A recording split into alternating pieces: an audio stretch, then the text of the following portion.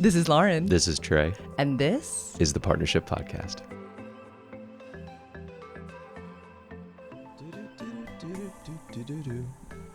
Hello, good morning, gentle audience. If you're watching the video, Lauren has her accidental, non-ironic Mario sweater on, where the sleeves look like mushrooms. This is the original Mario, so if you're under 20, you don't know what I'm talking about. So this is the original Mario, but then on the chest, on Lauren's lovely chest, it looks like the red flowers that come out of the flower power. Yeah, the pipes. Oh, yeah, the pipes. Yep. Did you play it? Yeah. I remember the system. I was like 5 or 6, and it was $100, or it was like $99.99 at Target, and I was like, "That's all the money in the world. That's so much money." I remember that. We had one. I must have been 10, 11, 12. So like other things were already coming out, you know, like Super Nintendo. Maybe, yes. Sega but Genesis. We had like the older one, maybe as a hand-me-down from someone. I doubt we bought it. We were not rich. Mm-hmm. You remember you would pull them out, you would blow on them to like cool them down and stuff? With a cotton swab. You take a cotton swab, you'd wet it. We would just blow so hard on them. I mean, that's where I got my blowjob skills. Let's get back to this one. Good morning. Good morning. Don't you love corny jokes? Yeah. Corny jokes. Okay, so a thing you wanted to talk about, and this is ironic because you were just watching, I'm guessing, a YouTube short about this, of why is there a stigma of dating shorter men? Why is there a stigma of women dating men shorter than them? I think you saw something. I talk with folks about this all the time. Obviously, it's a hot topic with us because you are a short king. And because you celebrate me wearing heels and being even taller. And on our last vacation, I would get comments every time I'd wear heels of, I forget how much shorter than you Trey is. It's actually not that much shorter than I am. But when I have heels on, which I wear often with pride. Oh, you tower over me. I tower. You could dunk a basketball when you have heels on. Yeah. So, anyway, do you still want to talk about this? Yes. Okay. Okay, this is fun. This is like interview style. Have you ever experienced someone not wanting to date you because you were a short king? Oh, sure. Like on the dating profiles, some women would put like, "Hey, nobody under 6 foot, contact me, please." Like in their bio, for sure. Okay. Interesting. Like in person. Yeah, did anybody ever turn you down? Because Trey I was... may be petite in size, but he is large in life. Thank you, baby. No, I don't. I don't recall anyone ever shutting me down because I was short. I remember being intimidated to talk to girls because they were taller than me at one time in my life, for sure. Okay, throwing it back to you. Mm-hmm. Because I am an inch... I'm so turned on right now. Good. For context, I am an inch shorter than Lauren is. I'm like 5'7" and like 3/4. And then you are 5'9", so I'm probably an inch and a half shorter than you are. Maybe 2 inches. I have always said I was 5'9", and then I got like officially measured, and I'm like 5'8" and 3/4, and I'm ashamed. Okay. I really feel like I'm fully 5'9". Sure. Yeah. Okay. So let's just, for the sake of this, I'm 5'8", you're 5'9", for the sake of moving on. Okay. Why is it that well, what's your thing about it? Talk to me about like tall men versus short men in your dating history in your past. Yeah. I mean, it's interesting because my first husband is 6'2", 6'3". Your ex-husband is, I'd say, 6'1", 6'2". Mm-hmm. Mm-hmm. Yeah. So it's not that I haven't been attracted to. I guess he's still in the theme. Okay, so what I was going to say, and what I have told you before, and what I find myself being attracted to all of the time, is petite, tightly built, athletic, agile, sprightly men. all of these things are my dear husband. He is very masculine as well, but he is all of those things I just listed. And I deeply believe it's because I grew up in the theater. And I'm not joking for 1 second. I have been around very great movers since the time that I was very small. I have been around beautiful boys most of my life. I mean, I started acting when I was 6 years old, and, you know, my first crush, first kiss, first husband are all happily gay men. And I think there's just an aesthetic that I like, which is someone I can just grab. And I love I can grab you. I just love it. I mean, I love you're also very strong, so I can still koala and like just kind of climb and, I don't know, jump into your arms. But it's just not a big leap. It's not a big leap. I am very attracted to that body type. Best friend Jay, I am very attracted to his body type. I love a gay theater boy. And thank you. You're like adjacent. Thank you, because gay theater boys are some of my favorite people in the world. They are. Shout out to the gay theater boys. When I think about my slut era, Yeah. and when I think about our season where we were apart, all of them pretty much still the same thing. Okay, so you grew to 5'9" when you were what, 11? I was this full height by 13. I hit a surge between 11 and 13, yes. Okay, where it's super common, and that was my experience, where all the girls were taller than the boys in like middle school. Mm-hmm. Were you ever intimidated or ashamed or put off that you were taller than all the other boys? All the time. I was not cast in things because I was far too tall. I was unable to play like romantic interests or like, you know, the teenager with the crush on the other teenager because of my height. Yeah, it really affected me in the thing that I love to do the most, which was perform. Now, as a ballet dancer, not at all. Like, I am ideal height for that sport. But theater was really hard. And even my high school crush, the guy I quote unquote dated but wasn't allowed to be dating, yeah, he's your height too. Okay, so he was shorter than you also. Mm-hmm. Where did the 6'1" ex-husband come into play? Right? Isn't that a funny dichotomy? When I first met him, he was a sprig of a person. He was so skinny. Okay. So I think that this was before his CrossFit days, before everything else. I think he kind of fit into the willowy, effeminate type, which, I mean, joke's on me, right? Mm-hmm. But, I mean, my dad is tall. My brothers, a few of them are tall. Yeah, they're all Most 6 of them foot. are tall. Yeah. Yeah, they're all 6 I foot grew plus. up around tall men. So part of me wonders, too, if subconsciously I wanted a different form of energy, masculine energy in my life. And if I was also not interested in replicating some of that, you know? And maybe also these, like the gay theater boys, that archetype was very safe and sweet to you at a very young age. Yes.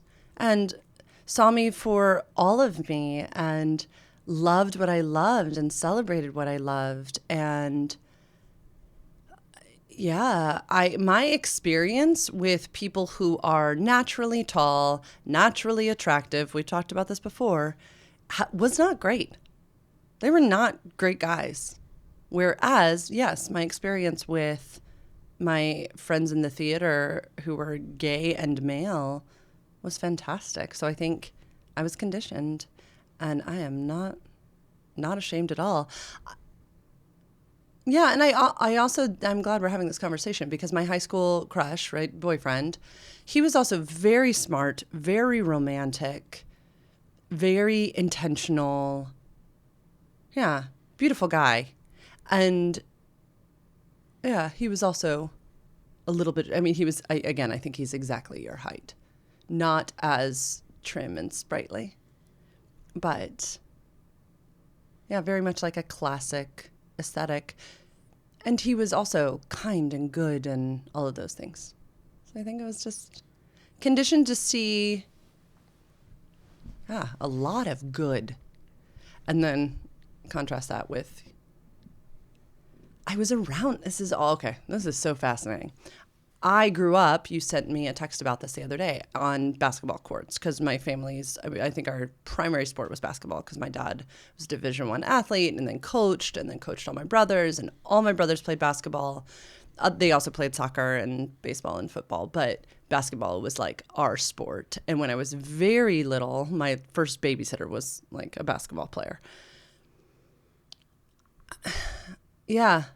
I don't know if maybe also that was just conditioning of I wasn't really interested in that. I'd had enough of that. I think maybe I wanted something a little different. That wouldn't put it past me to be like, yep, I've been around tall athletes. Give me something different. Gotcha.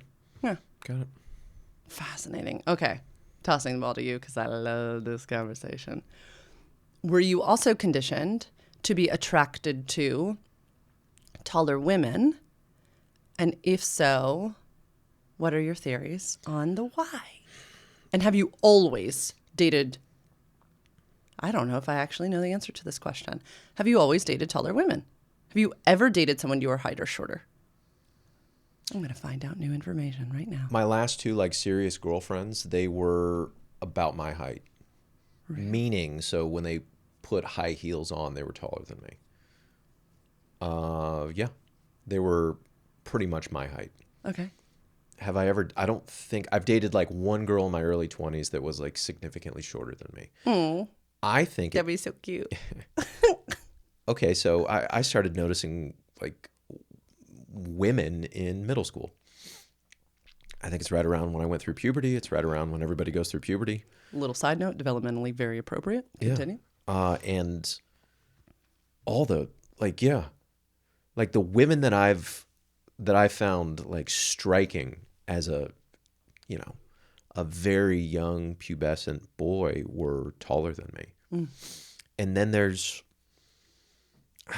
just like, okay, let me say it this way. Like, you're my archetype. You're how I would like sketch a woman where it's like long everything. You have there's nothing short on me. You have in the sweetest way. You have like a long face. Such a long face. And legs, torso, hands. Everything's like long, and I just fucking love it.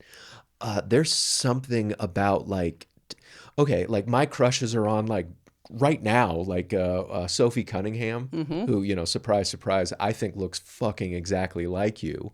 She's what, 6'1"?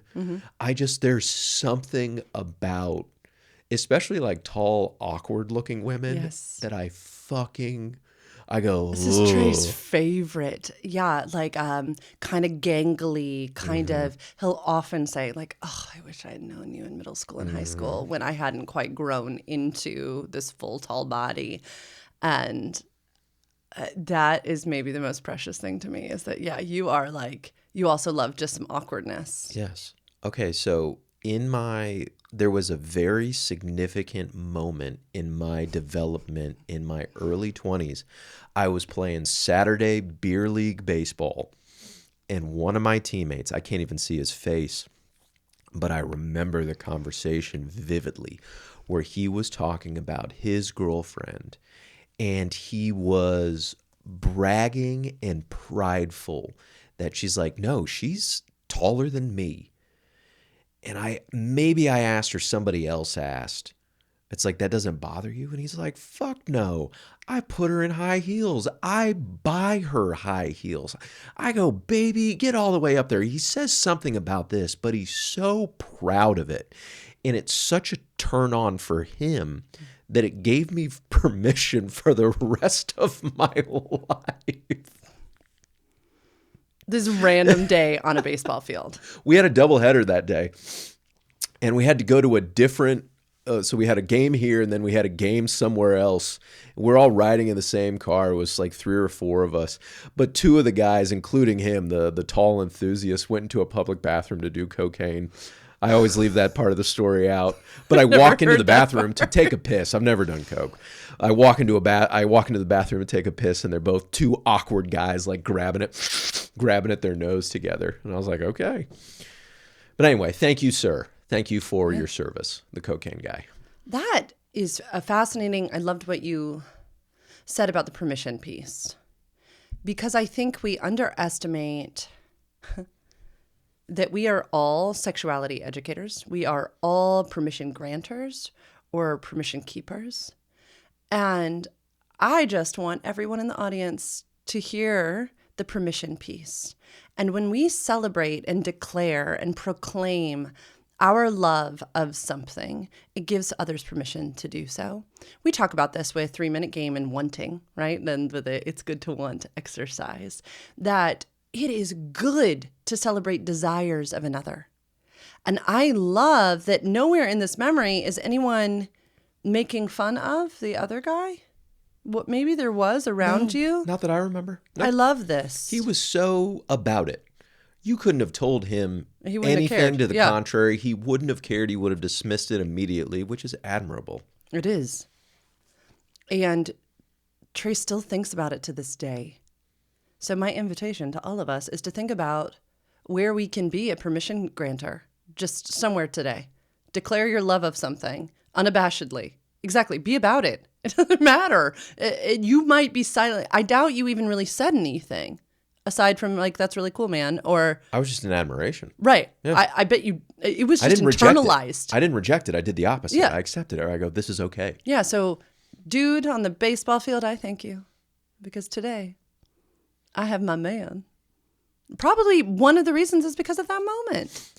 What is it now that like the tall thing is my preference? Also, it's part of my kink as well. Mm-hmm. Like a lot of my sexual desires and fantasies revolve around it. Mm-hmm. What is that part? It's just a preference. I guess it could be a kink or a fetish, but okay, it's a sexual preference. Yeah, great. What's the difference between a preference and a kink? And for context, I love when she puts on high heels and lingerie. Mm-hmm. And I love just standing, and then I have to put my chin up and she has to lean down to give me a kiss. And also, okay, this is one too, where, no, this is a power thing. This is an ego thing for me, where when we go out and we look hot, we dress up, and she's in high heels and I am 6 inches shorter than her, in my mind, everyone's thinking, what's that guy got? Oh. Because, honey, like, you are my trophy wife. Thank you. Like, all this shit that I have and all this, honey, you are my, like, the thing you're the thing I like to show off the best.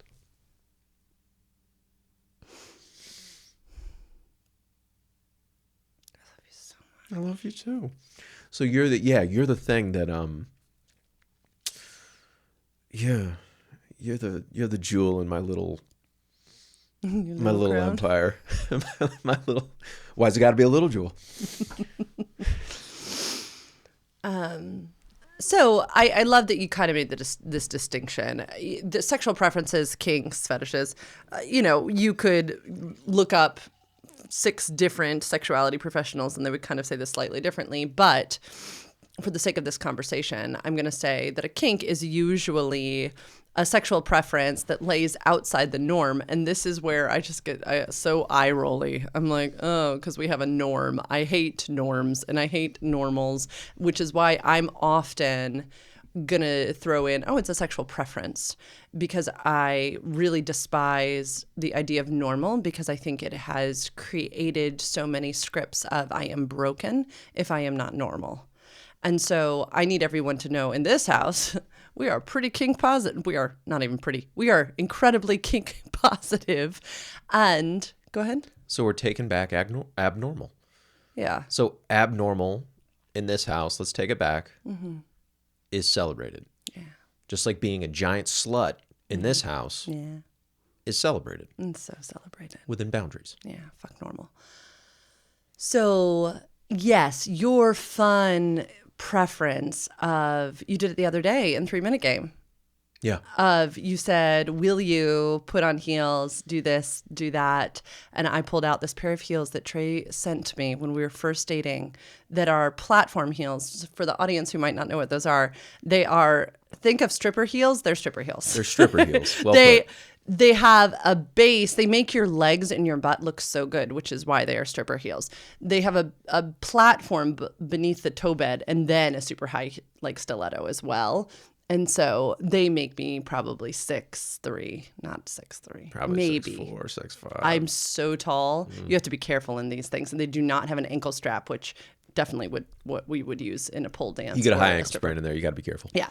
But I hadn't worn them in so long. You had kind of forgotten that they existed. Yeah, it was so fun. Funny side note about those. One time the baby found them when we had first moved into this house. So I think I was like unpacking a closet, and I was down organizing the new pantry, and I hear this walk down the hall, which I'm like, oh, she just must have gotten some of my shoes.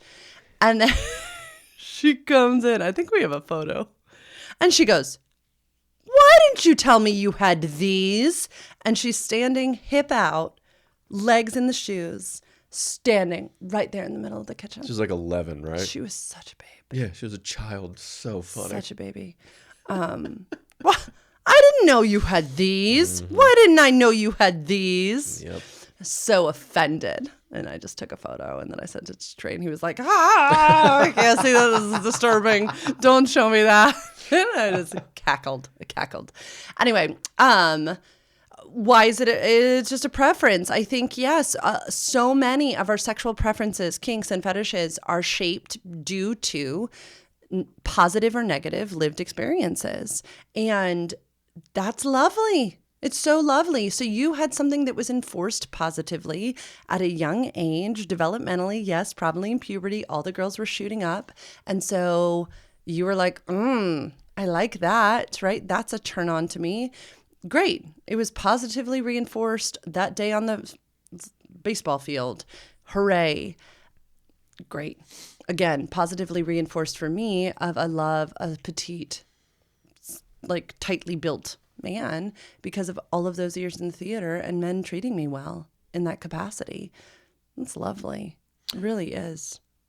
Okay, getting back to quote unquote abnormality. What do you, the sexuality educator and embodied intimacy coach, Good job. say to the women out there that are hesitant dating shorter men? And then let's do the same thing for the men out there that are a little gun shy about reaching out to taller women. I would get curious on the why. And if the why is that at some point in your life you ran into a man in a shorter body with a overinflated ego and a hyperdeveloped ego because of the fact that he had been made fun of at a younger age, and so kind of had this kind of macho energy that was very toxic. And I would say I understand. I really would. And I would say that deserves understanding, and that's not all men below 6 feet.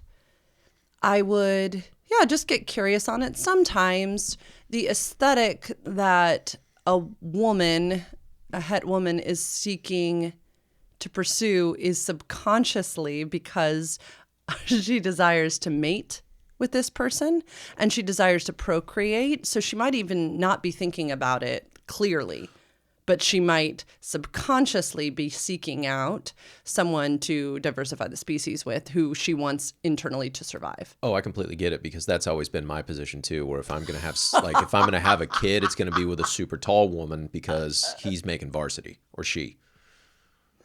Trey's like, listen, lady, I see you. Okay. Oh yeah, I get it. Yeah. And I respect it. So, I have a height bias. You do. Also, I come from football as well. so- I literally have it's a real estate game, and God ain't making any more of it. Mm-hmm. There's advantages to height. Yeah. So, if women have their height biases in the same way that you do, you also get to. Oh yeah, I Right? always celebrated it. Exactly. Can I share that part where going back to what I said about like it was on dating profiles, like please don't contact. Yeah, I respected that, and I didn't feel any way about it because I have the same preferences in other places. You're like, me too, sister. Yeah, me too, sister. Go get your tall man, sister. Yeah. Brother. So that it would just be a fun discovery. And then I would just always encourage somebody to try it a couple times. Okay. Yeah. I mean, life is just so beautiful. And when we can learn through doing, there's just so much goodness to be found. People ask me all the time when I first saw you, what were my initial thoughts? And yes, I always tell the fact that my body went, there he is. But when I first saw you across the way, I thought, whoa, he is very small. Like, Okay. He is very compact. He is very small. When I first saw my beloved, I thought, oh, he's very small. Like I could fit in a carry-on? Handy dandy. Pack him up with me and take him home. I did think that. Okay. Yeah. Mostly, and I think this is another interesting thing, is that makes me look very big. And so I think also we could get into that we as people in female bodies are constantly being criticized for weight and appearance and all of these types of things. And I cannot hide when I am around you, my darling. I am out front and center because I am bigger, longer. Mm-hmm. And I think I worry that I'm too much. And so I think most likely there are other people in female bodies thinking similar things. I think there is so much to consider about self and other, and are there narratives in our past about, yes, being too much, and so needing kind of to hide in the crook of the arm of a bigger man so as not to be thought of as too much. Like I hadn't really thought about it until this moment, but when we are together, we are very equal when we walk into a space when I have like tennis shoes on. Mm-hmm. But if we walk into a space and I am dolled up and I have my heels on, there's no hiding. No. When I'm on your arm, we are together, but I am taller. I can see more things. I am out front. And back to ego, because it's like this guy must have a lot going on if he can win the heart of this tall, elegant, model-looking woman. Thank you. And they're just looking at your outward appearance. They don't even know about all the good stuff on the inside. See, and I think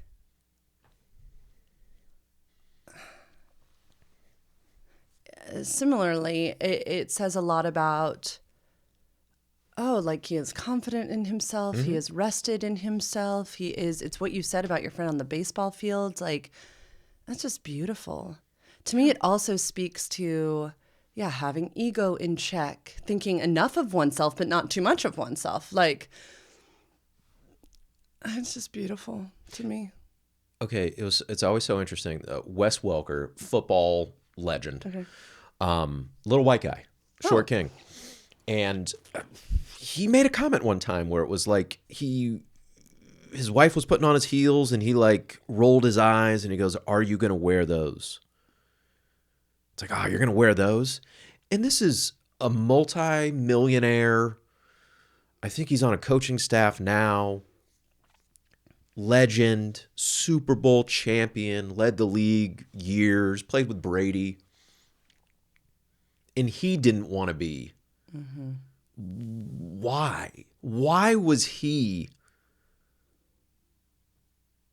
like, why? I don't get it. Because it will make him appear small. But isn't he small? Isn't that his whole fucking brand? I don't wear risers because I don't really have a problem with it. I mean, I don't try to change anything because I can't.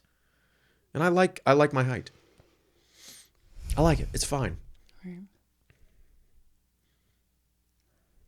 Yeah.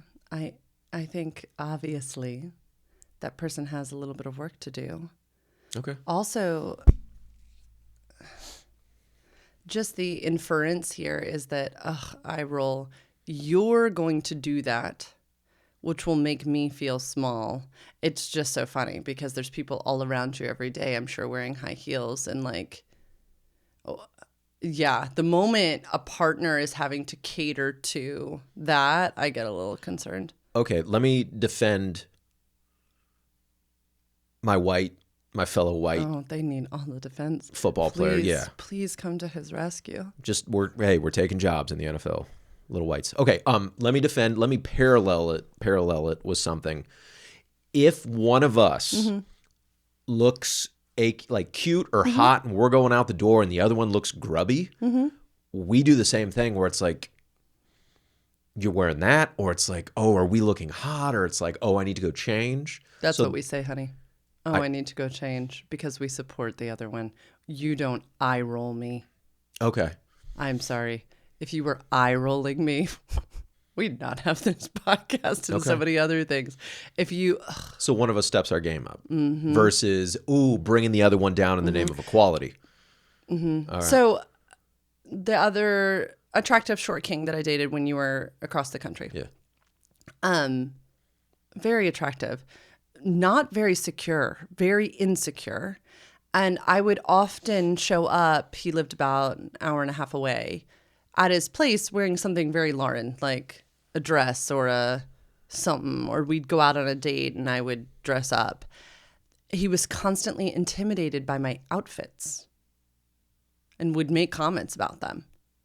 And about, I didn't know we were like dressing up. And I would think like, we're not, you can wear whatever you want. It hurt my brain because after having been with you, I just wore what I wanted. I wore what I felt good in, and I wore what made me feel whatever I wanted to feel in that moment. And I mean, this is the time where I'm doing so much embodiment work and what feels good on my body and all of these types of things. And yeah, be it like a frilly little dress or something sexy, there were many, like, I feel sick in my gut right now because of the inferences that you wearing that makes me feel insecure.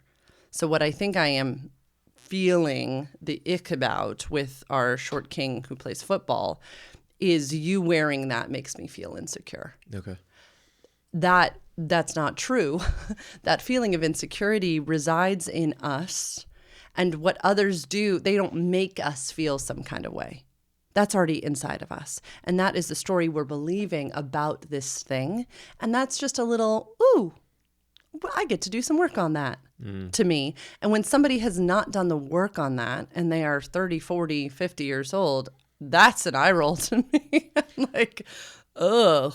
Okay, and in this scenario, the work is either some inside work or literally some outside work, which is go do your hair and, put on a collared shirt. Exactly. Got it. Right. Work with a stylist, work with, humble oneself, ask the person who dresses well. You're in a fun season of this where you're stepping into your 40s and stepping into a new wardrobe and just like selecting some like really quality pieces, and that takes a learner's mind and heart and attitude, a student's. Segue, anniversary, when we were in the Dominican, we spent 14 days there, and I made so many comments about the men and the women and how the women dressed up, looked cute, looked gorgeous, some of them, spent time getting ready to go out for the evening, and so many men looked like doofs.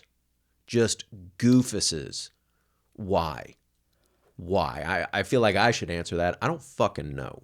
Why is it that you're not going to put the effort in, especially if your wife is like putting a lot of effort to look hot? You want my like real answer? Yeah. Internalized homophobia. Because to give a shit about your appearance, that's gay. Mm-hmm. To go shopping, to go get the counsel of someone at a dress shop, at a suit store, you know what you're most likely going to find? A well-dressed gay man. Mm-hmm. They do dominate those industries. They dominate. That's their football. It is. Internalized fucking homophobia. Because to look inside at oneself and be like, ooh, okay, I'm going to do this and I'm going to do that. And I'm going to select fabrics and all these things. You're going to have to admit that you don't know something, which is totally fine. Totally fine. And yeah, so you're either going to need to let your wife help you, which then, you're not my mom, right? My mom told me how to dress. So you're either going to have to go internally with that narrative, or you're going to have to go out on your own big boy to a store where someone's going to need to help you, either anyone of any gender, and you're going to have to submit yourself. There's going to be vulnerability. There's going to be fear. You're going to be doing things that you haven't done before. I understand that our culture celebrates apathy in that way. Like, you're cool if you have less needs and you've been wearing the same pants since you were in high school. Like, it's weird, and I deeply believe it is internalized homophobia. Okay. / mommy issues. The way, I got mommy issues. The way I elevated my dress game is through you. Mm-hmm. That was the most significant change. Mm-hmm. So thanks. I look better. Also, I get laid more often. The contrast between you on vacation, where men would come up to you and say, I love your suit, versus... yeah, what we were seeing so often. Yeah. And I would say, correct me if I'm wrong, this wasn't the case when we first went. No. No, but it's gotten, over the years, it's gotten better and better. You have been like, my wife's having a whole regimen. Correct. I'm going to join her in this. I wanted to step my game up because this was the first year I brought suits, right? Yeah, so I wanted to step my game up because I just wanted more options to go out. And that's part of the thing that we look forward to every single day, where we go to the martini bar and then we go to dinner and then we're promptly in bed at 9:45. That's ridiculous. We are 40. It's like we spend an hour getting ready. I spend an hour getting ready. Then we have one drink and then we go to dinner and then we do not go to any of the after parties. We go home and get to bed. Yeah, that's a young lady's game. So, yeah, so I just step in my game up because I want to match your pretty. And also, I'm dressed well and I look well and I go out and I get better attention from women, which I love, and we're celebrating this relationship. Okay. It's not like I'm getting numbers out there. No, it's the attention, it's the energy. And also, selfishly, I get laid more by my wife. And I'll tell the boys that too, like, why are your shorts so tight and shit like that on the golf course? Oh, yeah, I'll hit him. I'll hit him with I get laid more. Mm-hmm. I get more pussy, fellas. How you doing? Get one of those? Mm-hmm. I have a sharp tongue. Good. Keep it going. No, because I like looking at you when you're in... I get compliments, too. Baby, clothes. You compliment the shit out of me. Oh. Also. And it's really sweet. And it's like more encouragement. The stuff that I like a form-fitting outfit. Mm-hmm. I like the shorter shorts now. It's just a better look, like looking at pictures and stuff. What we just saw a photo. It was 2 or 3 years ago. It was like 9-inch. Oh my God. Down to my knees and stuff. Yeah, no thanks. Like basketball shorts type of feel. Yeah. It also, it's encouragement to keep myself in shape too. It's a win-win-win-win-win. Win-win-win-win-win-win. And, I will say that I don't think, for me... fabrics, textures, fashion, I don't even know if I could call it that, style, was really a part of my reclamation of myself. It is truly a thing I love dabbling in. That is not everybody's forte. And so I think for, partnerships where one person, it's not their forte, it is okay to go to a larger city, to a Nordstrom, to a something, to anybody in a thrift store. You could ask someone else with great style, hey, how would you style me? It is a wonderful compliment to go up to a friend with great style and say, hey, I love your aesthetic, your look. What tips would you have for me? And then share your price point. It does not, style doesn't have to be a super pricey thing. Oh, no, not at all. No, you can go anywhere in America now. You can go into Walmart and you can walk out looking stylish. Yes. And so I think finding a person, again, this takes humility. It takes asking for help or going out and getting help. Yeah. Like, you don't need to ask anybody. You can go on YouTube. There's hundreds of... Oh, that's true too. Yeah, YouTube. Yeah. Huh. Okay, so it's just you just found a really fun creator, right? Who's showing like different heights, different lengths, different styles. Yeah. And shorts. It's just shorts. Okay, so it's going out and asking for help, or kind of deferring to like your wife's preferences within, and then staying with your own within your own boundaries. Because I was sitting there thinking, what we'll do often is I will do a bulk order from one of the stores that we have found that fits Trey's body best, and I will select a bunch of shirts, bunch of sometimes suits, shorts, pants, you name it, ties, swim trunks. And then we do fashion show night. And we kind of have some piles. And it's nice that it's in our house, I really will say, because it's not the uncomfortable dressing room. I usually sit on the bed, and then you just try things on. And we kind of rank them. And then I know price points because sometimes I've found things on sale. So then we're having the pricing discussion. And it's really fun. But I have to make sure that I keep it is about what feels good on your body. So I really have to watch how I am speaking. It's like I gotta let go at some point, because if you don't feel good in it, I'm not interested in it. I'm really not. I'm not interested in you being my doll. We had this beautiful discussion where I had to give you some pushback, where I bought this really pretty coat, and it's longer than most coats because I wanted it long. It long. I love it long, and the note I got was, it's going to make you look short, coincidentally. Funny. And then it's like, great, I'm already short. And then I think there was one more. Now, I love this fucking coat. And then you said it again, and it was later that day that I shared with, honey, I'm having this scenario in my mind that you're going to kind of slowly peck away over the years, because it's a quality coat. I'm going to wear it for years. So I'm telling myself this story that I'm going to get criticized by you over the years or get these little comments. I don't want that. This is for me. I feel very good in that. In this coat, I don't want this. If you think this, you're allowed to. I hear you. Thanks. Meaning, don't say it anymore. Mm-hmm. What did you say? I said, thank you for that feedback. And I said, I need you to know that I believed that I was being invited in. Yes. To help with the do I keep this coat? Yes. Dilemma. And you were. And so I said the specific critiques I was giving of the coat, correct, not of you, were, I thought, things that you would want to know. Yes, I did.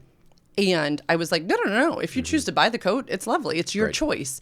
And I think that was just a clarifying moment, because no, I would not do that. No, I literally wouldn't. There's no history of it. No. And I even started with the story I'm telling myself. It was so helpful. And and we've also all bought an item that we wanted so much, and we were like just making it work, correct. And so I was also trying We've been in relationships like that too.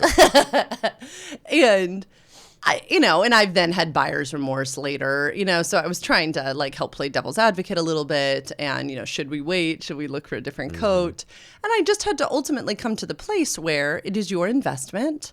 And if you do wear this coat for a year or two and find a better one, that's okay too. Great. Yeah, that's great too. Okay too. Yeah, great. And it's just really okay. When she buys me stuff, I'm a huge fan of this scale: want to, willing to, tolerating, no. Mm-hmm. There's 4 tiers. So yeah, I'm really into obviously the want to stuff, and then some of the things it's a willing to try this, especially if it's a good pitch, like Trey, try this out for a while. Mm-hmm. You don't have to wear it after this, or try it a couple of times. Mm-hmm. And then it either goes to no, or it goes to I want to. You're right. She's right about a lot of shit. She's not right about everything, but she's right about a lot of shit. Mm-hmm. So that's a big scale for me, and that's my little barometer. Which is beautiful, because you used to, and I think it was I know it was a defense mechanism, go really quickly to no in a lot of things. And so I think having that little scale of yours has been very beautiful. It keeps me in curiosity longer. Yeah. Which is a big thing for my entire life right now, where it's instead of going to anger, frustration, resentment, get curious on why I'm starting to drift toward there. See, it's a show about coats, height, life, football. Tears. Tears, penises, and... Pussies. It's like I know him or something. Yeah. I think if there was a theme to today's conversation, it would be humility and curiosity. I love the word humility because it comes from the root word humus, which means of the earth. And I love this idea to be grounded and not thinking less of yourself, not being humiliated, but going, what if I take a break? A breath? What if I just take a beat and consider, is this a defensive response of why I would never date shorter, of why I'd never let my wife help pick out, a fun outfit, why, I'd never date taller, why I don't want her to wear heels. That idea of being grounded on the earth and saying, let me take a beat. Let me just get a little curious here. Knowing I'm going to be okay. If I consider a different position right now, I'm going to be okay. That maybe the thing that is rising up inside of me is defending a smaller, more scared part of me. And what if I can sit with that and bring him or her or them some comfort? And then, oh, wow, that opens up more possibilities for me. That increases my window of tolerance. It increases my ability to be curious. Whether it's dating taller or shorter, whether it's wearing some new outfit. That's my summary. That was fucking hot. I could see it in his eyes. Mm-hmm. Yep. I'm always like, do people actually watch these? Maybe, maybe not. Do you want to fool around after this? Don't answer that. I have a later start to my day. Don't We've been answer like, that. this is lovely. We have all this time. Yeah. Thanks for coming. This episode of the Partnership Podcast with Lauren and Trey. Remember, these are our opinions and our opinions only. Take what you like, leave the rest. You have a right to informed decision making, and it's self-determination. It's so funny. I was sitting there thinking, I love that I say this, and then I got all jumbled. If you want to talk with someone about relational humility, this is the new thing I'm going to call it, or developing skills to have these types of conversations inside of your partnership, go to sexedforyou.com/free consult, request a consult, tell me that you heard our conversation today. Remember, take what you like, leave the rest. Have a great rest of your day. Can we have a develope from Trey? Boom. Fashion. High fashion right here. Bye, everybody.